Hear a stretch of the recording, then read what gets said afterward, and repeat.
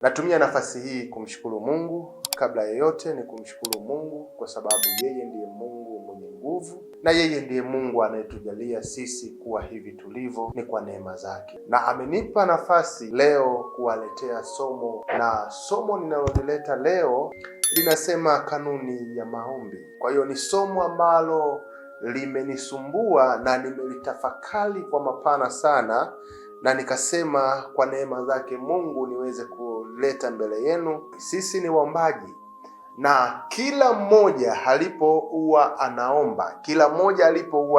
anaomba, lakini tunashindwa kupokea kwa asilimia kubwa, kwa sababu tunashindwa kufata kanuni za kimungu ambazo zinatuhitaji sisi tuweze kufanya ili tuweze kutoka kwenye vifungo tulivyo navyo, ili tuweze kutoka kwenye ugonjwa tulionao, ili tuweze kutoka kwenye matatizo. Lakini leo nitagusia baadhi ya kanuni ambazo zinaweza kutufanya mimi na wewe tukafunguliwa kwa haraka kwa uwezo wake Mungu.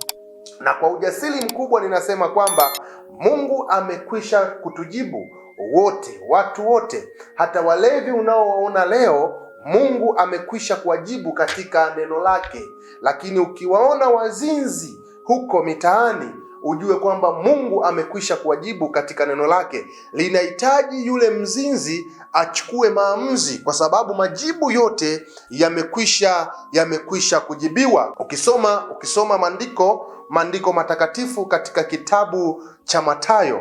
Kitabu cha Mathayo kimeandikwa na Mathayo mwenyewe. Mathayo 7 ule mstari wa 7, neno la Mungu linasema, ombeni nanyi mtapewa, tafuteni nanyi mtaona, bisheni nanyi mtafunguliwa. Kwa maana kila aombaye hupokea, naye atafutaye huona, naye abishaye atafunguliwa.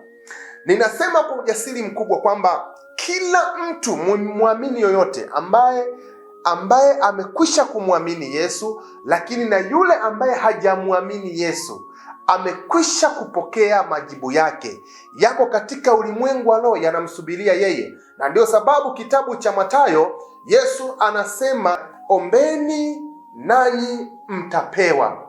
Ingekuwa hakuna kitu kilichoandaliwa, ingekuwa hamna kitu, huwezi kusema kwamba ombeni nanyi mtapewa, kitu ambacho hakipo. Kwa hiyo Yesu anasema kwamba ombeni nanyi mtapewa, inamaanisha kwamba hivi vitu vyote tunavyotaka kuviomba kwa Mungu tayari vimekwisha kuandaliwa katika ulimwengu wa roho. Vinakuhitaji wewe ufate kanuni na misingi ili uweze kukipata. Inawezekana wewe ni mgonjwa, uzima wako tayari umekwisha kuandaliwa. Ukiomba uzima, ujue uzima tayari umekwisha kuandaliwa.